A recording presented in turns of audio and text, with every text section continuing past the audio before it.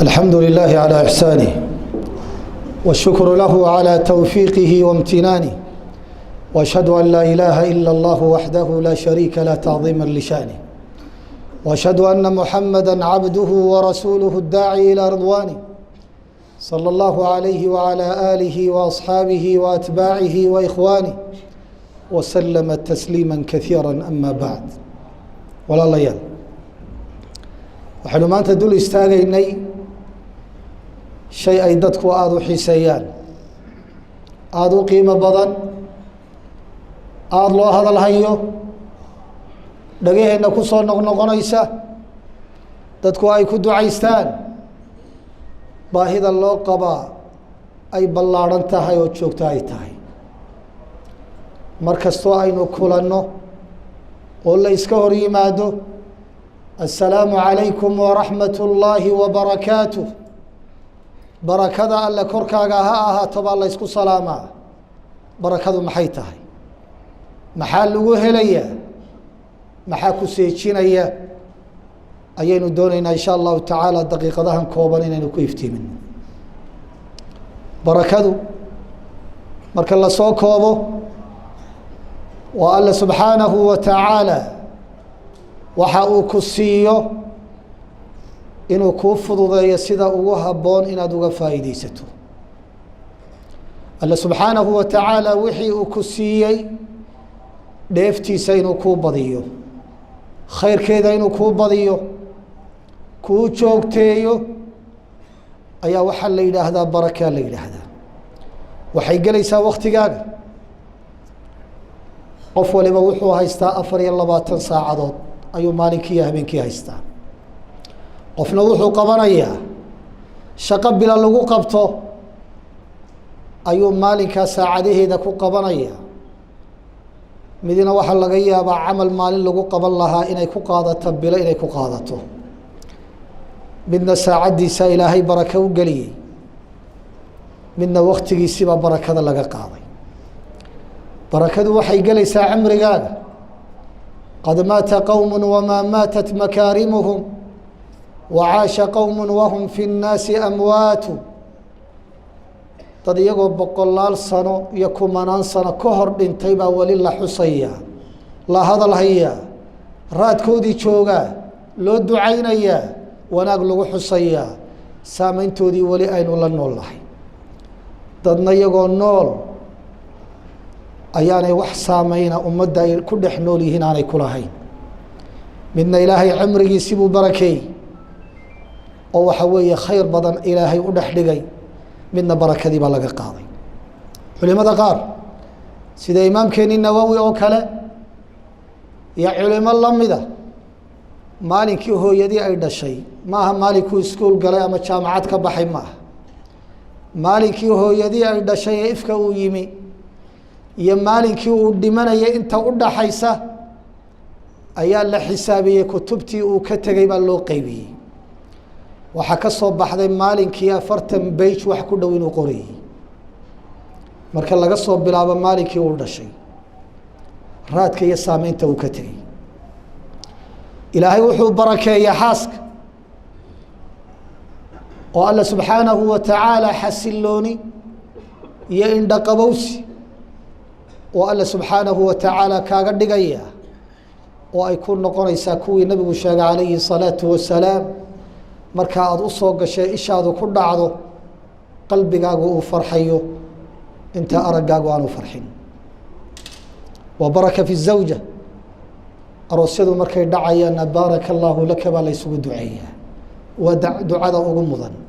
nabigu inoo jideeyey calayhi الsalaatu wasalaam ilaahay xaaskaaga ha kuu barakeeyo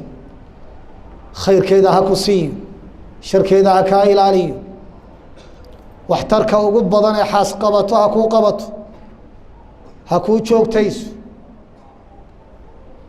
gaadhigii baa la mida gaadiidkii baa la mida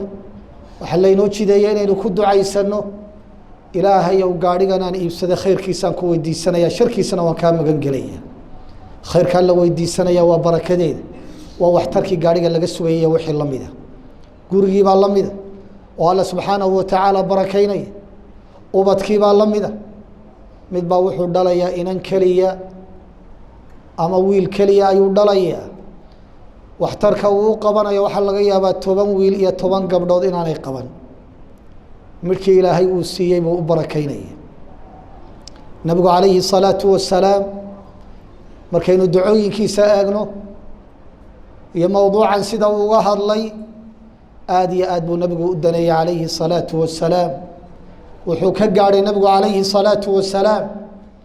cuntada markaynu cunayno keliya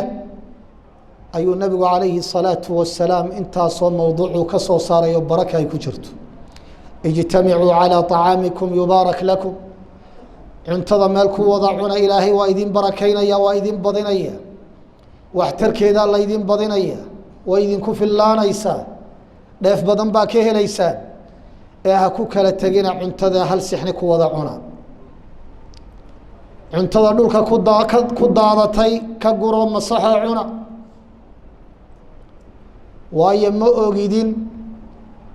barakadii cuntadaa ku jirtay halkay ku sugan tahay garan maysaan waxaa laga yaabaa intaad daadatay barakadii inay la socoto wuxuu uhi nabigu calayhi salaatu wasalaam cuntada markaa cuntaan faraha waxa ku hadhay ka leefa waxaa laga yaabaa barakadu intaa inay ku jirto oo wixii sixniga aad ka cuntay iyo wixii ku hadhay barakadeedii intaa faraha soo raacday inay ku jirto lama soo koobi karo waa danayn uu nabigu danaynaya calayhi الsalaatu wasalaam mowduuca barakada walaalayaal waxaa laga yaabaa xoolo badan ilaahay inuu ku siiyo waxaa laga yaabaa ubad badan ilaahay inuu ku siiyo waxaa laga yaabaa xaasas badan inaad leedahay waxaa laga yaabaa guryo badan inaad leedahay waxaa laga yaabaa cimri dheer ilaahay inuu ku siiyey waxaa laga yaabaa wakti badan iyo jaanis badan iyo saacado badan inaad haysato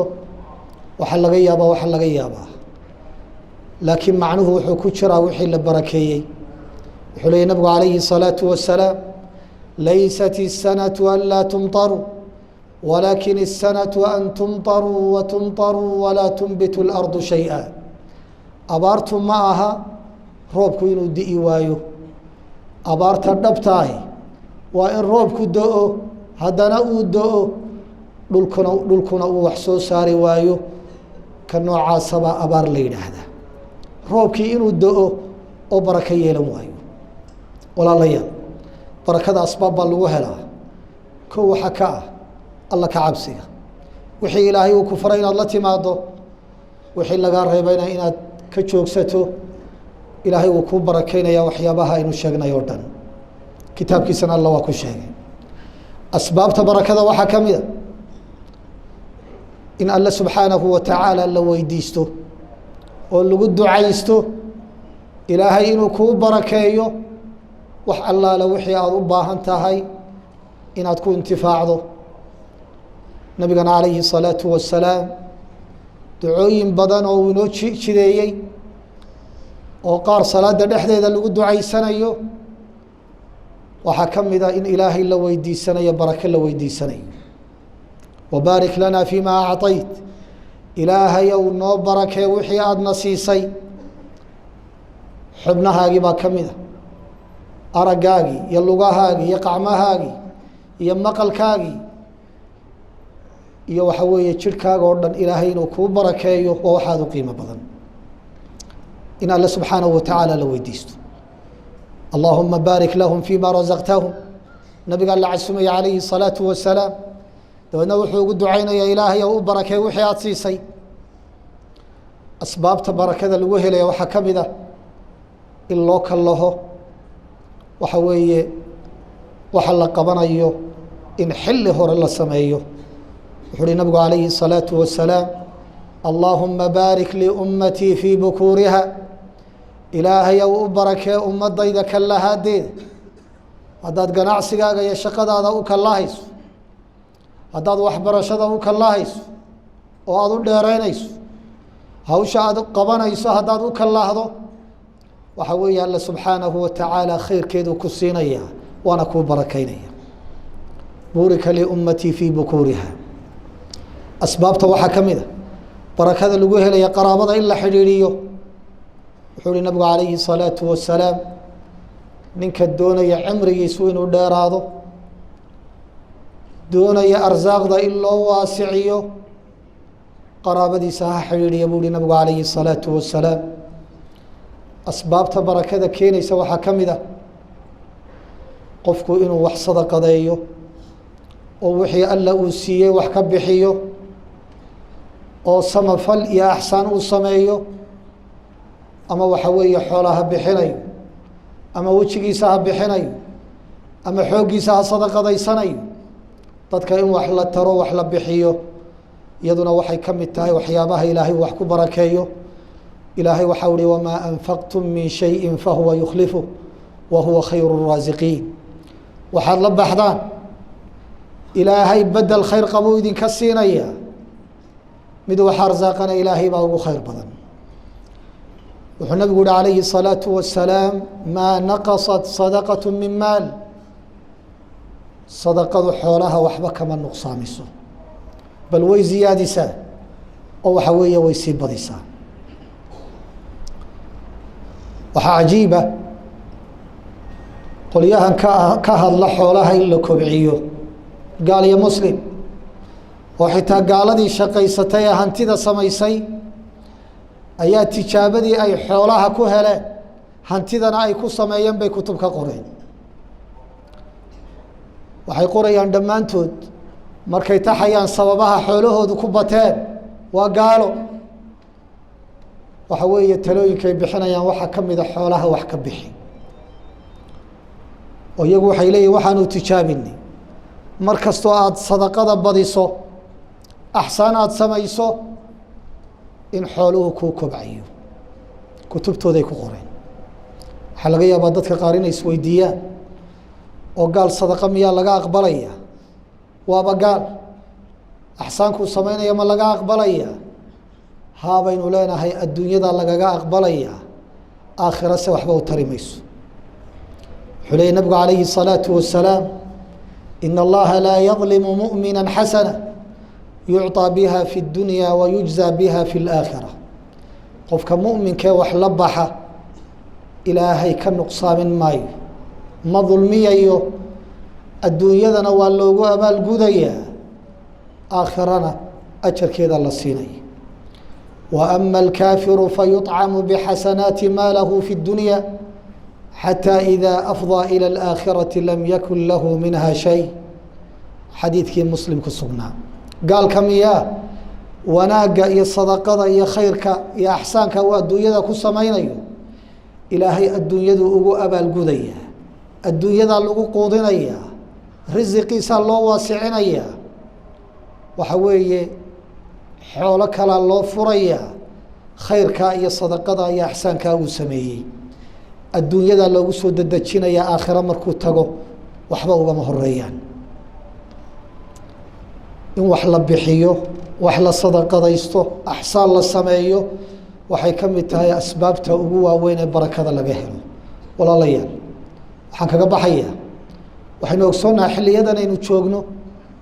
in waxa weeye barakadii laga qaaday waxyaabo badan oo aynu danaynayno waktigiibaa bilaa baraka ah maanta jimcaynu joognaa waxa weeye saacada ka bacdi baa laga yaabaa in lagu yidhaahdo caawa waa jimca jimcadii kala soo gelaysa jimcadii dhoweyd adigoo si faahfaahsan u xasuusan oo ay aada kuugu dhowdahay baa jimcadii kale kusoo gelaysa ramadaantii shalay laga yimi ee aada si toosa u xasuusanaysaa tii kale kuu soo gelaysaa saacadihiibaa sidaa isu eryaya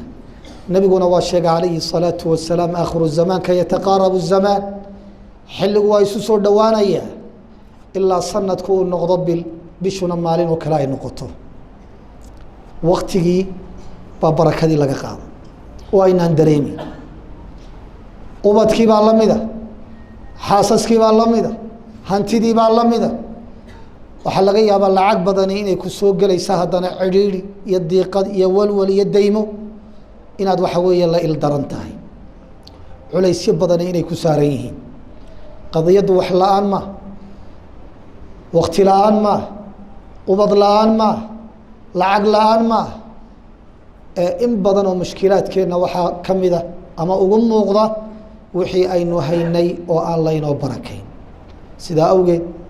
waxaa aada iyo aada u muhima inaynu mar walba alle subxaanahu wa tacaala weydiisano wuxuu ina siiyey inuu inoo barakeeyo asbaabta barakadaynu wax ka mida tilmaanayna inaynu ku dadaalno taasaa keenaysa waxa kooban ee alle uu ina siiyey inaynu ku qanacno inaynu si wanaagsan uga faa'iidaysano inaynu ku raaxaysanno macaansanno oo dhadhansanno saameyn aada u wanaagsan adduunyada aynu kaga tagno aakhirana alle subxaanahu wa tacaala wax wanaagsan aynu waxa weeye ka helno saasaa lagu helayaa alle subxaanahu wa tacaala waxaynu ka baryaynaa inuu waxa weeye waktigeenna inoo barakeeyo xubnaheenna inoo barakeeyo ubadkeenna inoo barakeeyo xoolaheenna inoo barakeeyo gaadiidkeenna iyo guryaheenna inoo barakeeyo aqoonteenna noocay u tahayba inoo barakeeyo dalka iyo dadkaba alle subxaanahu wa tacaala inoo barakeeyo dowladda khayrkeeda iyo barakadeeda ina siiyo uu inaga dhiga mubaarakiina aynamaa kuna dad barakaysan meel kasta iyo goob kasta oo ay joogaan allah inaga dhigo allahuma salli wasalim wabaarik calى muxamed wacalى ali muxamed kama salayta calى ibrahima wacalى ali ibrahima inaka xamiidu majiid allahuma aciz alislaama wاlmuslimiin allahuma adfac اdura wاlbalaaءa can اlmuslimiin allahuma baarik lana fima razaqtana allahuma baarik lana fima acطaytana اللهم بارك لنا في أموالنا وأولادنا وأزواجنا وذرياتنا يا سميع الدعاء اللهم آت أنفسنا تقواها وزكها أنت خير من زكاها أنت وليها ومولاها ربنا آتنا في الدنيا حسنة